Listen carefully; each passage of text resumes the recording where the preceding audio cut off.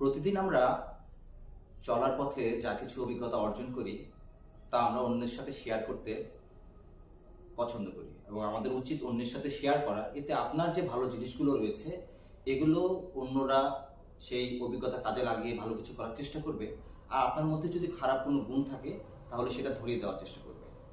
আসসালামু আলাইকুম, আমি হুমায়ুন কবির, একজন ট্রাভেলার, একজন ব্লগার, সর্বোপরি আমি একজন সেলসম্যান বা হকার বলতে পারেন। তো আমি আমার এই সেলস এন্ড মার্কেটিং এর জবে দীর্ঘদিন থাকায় আমি যে জিনিসটা অ্যাপ্লাই করি, কমিউনিকেশন স্কিলের একটা বড় পার্ট, সেটা হচ্ছে এসএমএস মার্কেটিং। আমি এসএমএস মার্কেটিংটা করতে খুব স্বাচ্ছন্দ্য বোধ করি। তো এসএমএস মার্কেটিং করতে গেলে প্রথমেই আপনাকে যেটা খেয়াল করতে হবে, আপনার মোবাইলে গিয়ে আপনি আপনার কন্ট্যাক্ট লিস্টটা আগে চেক করে দেখুন যে আপনার ডাটাবেজে কতজন মানুষের মোবাইল নাম্বার সেভ করা আছে। সো আপনার কাছে যত বেশি ডাটাবেস থাকবে, যত বেশি কন্ট্যাক্ট লিস্ট থাকবে, তত বেশি আপনি আপনার এই এসএমএস মার্কেটিংটা করতে পারবেন।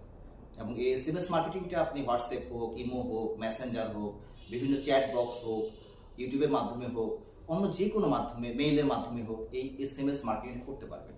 এবং এসএমএস মার্কেটিং এর মাধ্যমে যেটা হবে, সকল ধরনের মানুষের সাথে আপনার পরিচয় হবে। এখানে ধরেন যে একজন কোম্পানির মালিক থেকে শুরু করে, গভর্নমেন্ট হাই অফিসিয়াল থেকে শুরু করে, বিজনেসম্যান থেকে শুরু করে অন্য যে কোনো সেক্টরের মানুষ হতে পারে। এবং তাদের সাথে যদি এসএমএস মার্কেটিং এর মাধ্যমে আপনি আপনার কমিউনিকেশনটা বিল্ড আপ করেন, তাহলে ভবিষ্যতে দেখবেন আপনি যেই প্রোডাক্ট নিয়ে কাজ করুন না কেন, এই ইনফরমেশনটা যদি তার কাছে ট্রান্সফার করতে থাকেন, একটি ভালো সেলস এখান থেকে আপনি গ্রো করতে পারবেন। সো অনেকগুলো মার্কেটিং স্কিল, অনেকগুলো মার্কেটিং পলিসির মধ্যে এসএমএস মার্কেটিং অনেক গুরুত্বপূর্ণ, যেটা আমি অ্যাপ্লাই করে থাকি। সো আপনাদের সবাইকে প্রত্যেকটি কাজের পাশাপাশি, প্রতিটি টেকনিকের পাশাপাশি এসএমএস মার্কেটিং করার জন্য অনুরোধ জানাবো। ধন্যবাদ সবাইকে।